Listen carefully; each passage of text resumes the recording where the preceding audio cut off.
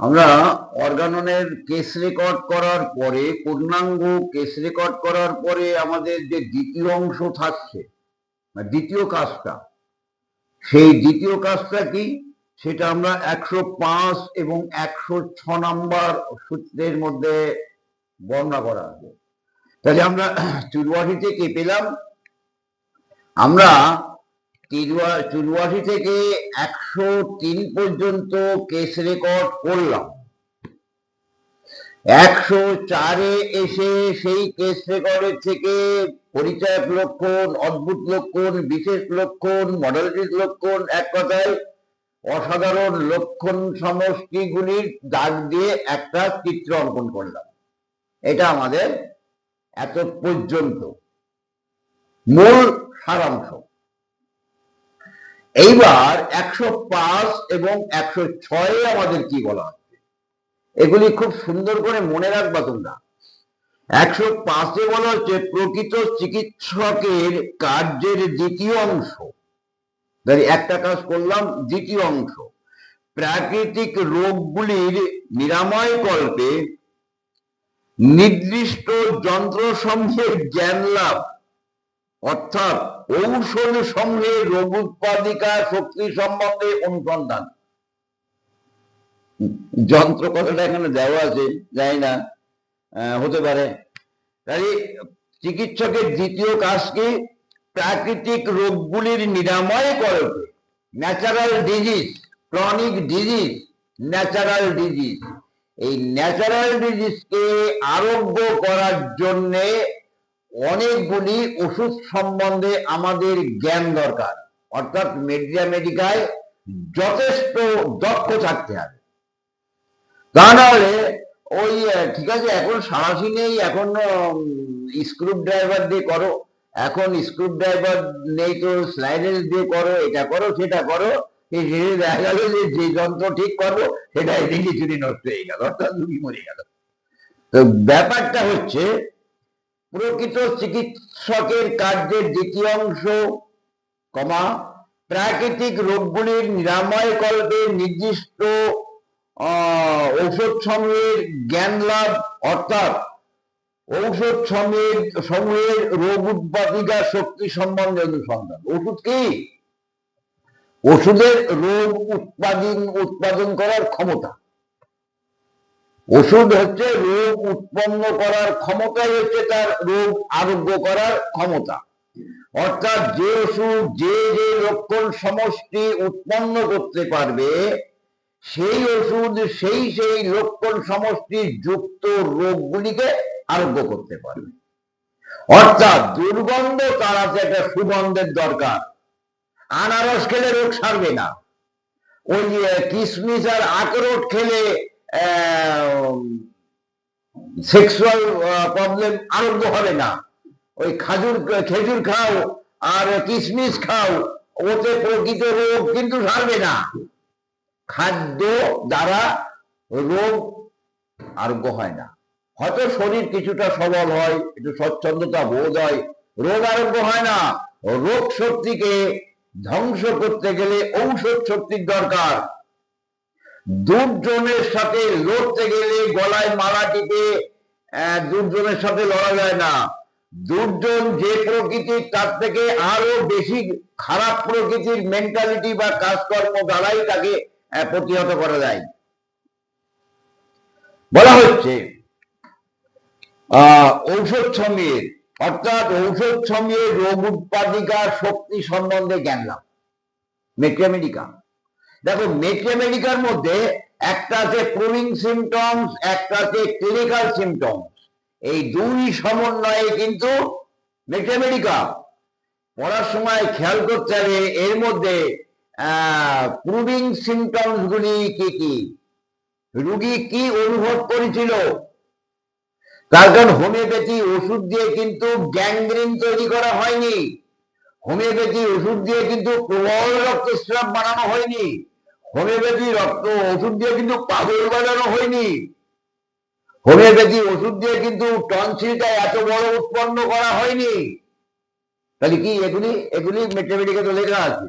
এগুলি হচ্ছে রোগ ফল বা ক্লিনিক্যাল সিমটমস। এই ক্লিনিক্যাল সিমটমস গুলি পরবর্তীতে মেডিকার মধ্যে সংযোগ করা হয়েছে। তাই সাইলেশিয়া দিয়ে কি আমাদের কাউকে নালিকা উৎপন্ন করা হয়েছিল? আমাদের ওষুধ খাইয়ে খাইয়ে কি কাউকে প্রচন্ড রক্তচাপ বাড়ানো হয়েছিল?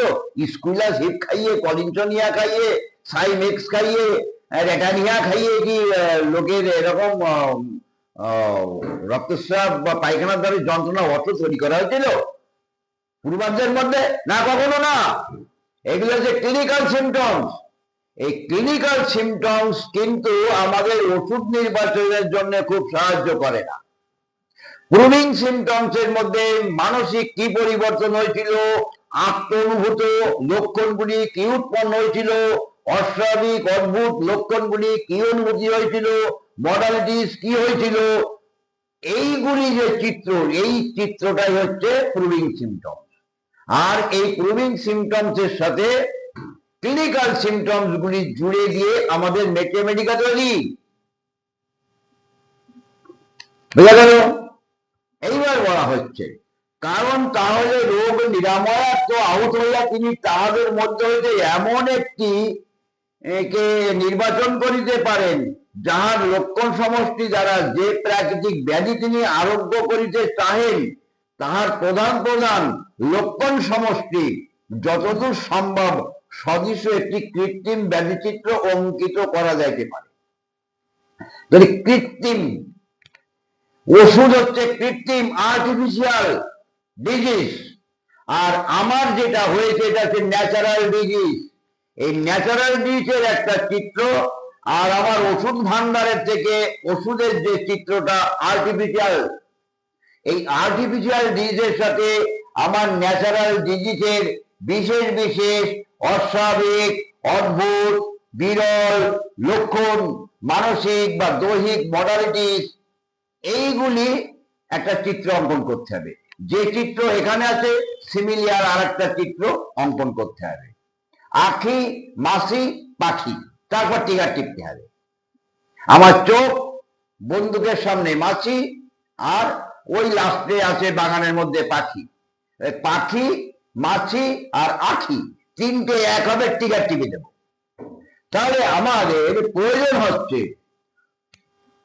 রোগের মধ্যে থেকে কেস রেকর্ড করার পরে বিব্রতপূর্ণ লক্ষণ, অস্বাভাবিক অদ্ভুত বিরল লক্ষণ, মানসিক লক্ষণ, মডালিটিস লক্ষণ দিয়ে একটা চিত্র অঙ্কন করা, এবং সেই চিত্র এমন ধরনের চিত্র কার আছে, এমন ধরনের কষ্টকর রোগ লক্ষণগুলি কোন ওষুধে উৎপন্ন করেছিল, তার এরকম ধরনের মেডিকার মধ্যে কোন ওষুধের এমন ধরনের লক্ষণগুলি ছিল, সেই ওষুধটা ওই ক্ষেত্রে ব্যবহার হবে।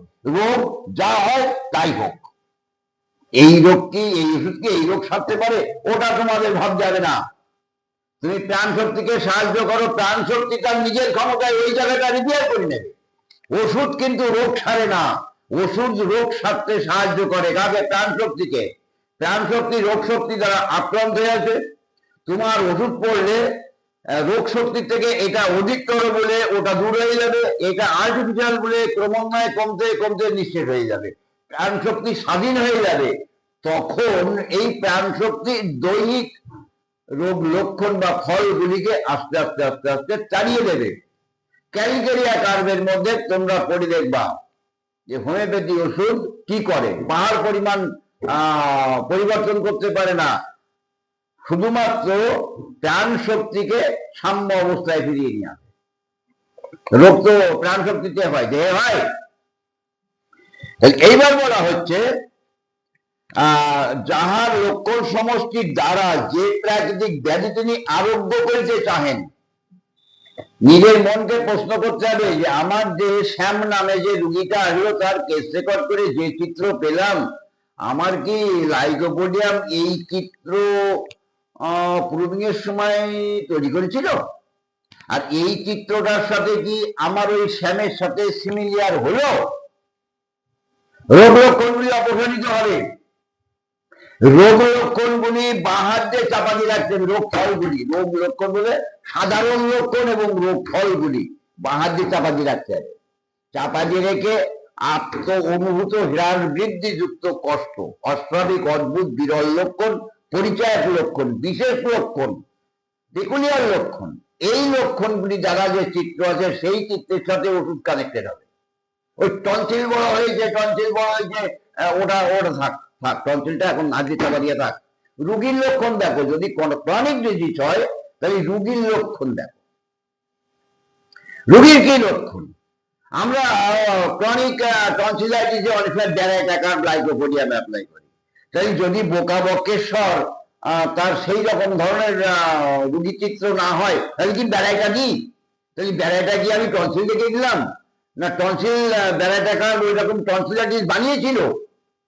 এটা কিন্তু মাথা রাখবা, তা নাহলে হোমিওপ্যাথির মূল বৈশিষ্ট্যটা হারিয়ে ফেলবা।